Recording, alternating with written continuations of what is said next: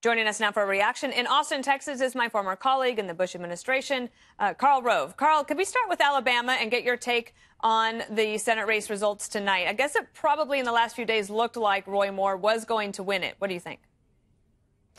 Well, first of all, I'm in Dallas today, but I'll go to Austin if you want me to be reporting from there. I love Dallas, too. Should I go now? No, please stay. Okay, good. Full disclosure, I'm a volunteer with a super PAC that was supporting Luther Strange, and tonight Roy Moore won fair and square and whooped him well. And I thought Luther's concession speech was really sort of classy, and good for him. It is a testament to the sort of folk hero status of Judge Moore, who for 30 years has been a fixture in Alabama politics. Twice removed as Supreme Court Justice, first time as Peter Doocy pointed out in response to putting the 10 commandments on the judicial building grounds. The other time for basically saying Alabama officials shouldn't live up to the requirements of the gay marriage Supreme Court decision. And this made him a very strong figure in the religious community, in the social conservatives, Christian conservatives. And you see that tonight. Virtually every rural county of Alabama is carried by Moore and by big margins. Strange's support is in Huntsville in the north and Birmingham and its suburbs in the center. And he runs reasonably well in the far southern part of the state around Mobile. But rural people came out to vote strongly for him. Focus groups that that the Super PAC American Crossroads Senate Leadership Fund ran.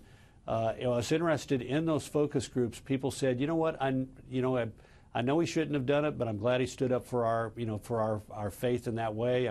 They removed him as a judge because he refused to abide by a court injunction in one case. But you know what? It shows where his heart is, and I want him to go to Washington. So tonight, a populist outsider who has been a fixture in politics in Alabama is going to Washington.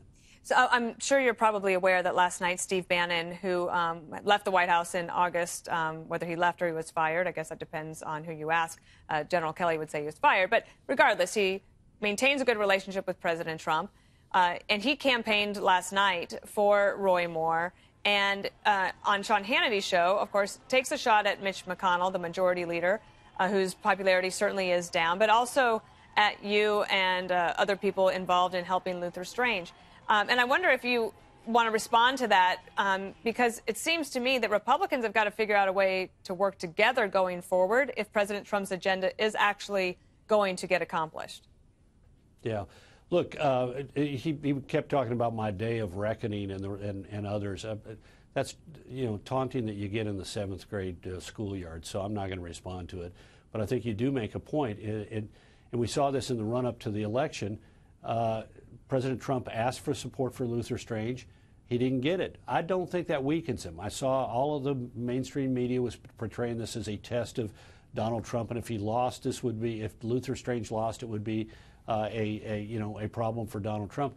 Every bit of evidence I saw was that Alabamians, no matter who they supported for president or for Senate, loved the president, and he was very popular in the state. And I think people said, you know what, I appreciate the president's advice, but I'm going to go for Roy Moore. And in a way, the people who opposed the president's choice are now going to have to sort of try to ingratiate themselves with the president. They better not be out there crowing about how they beat the president.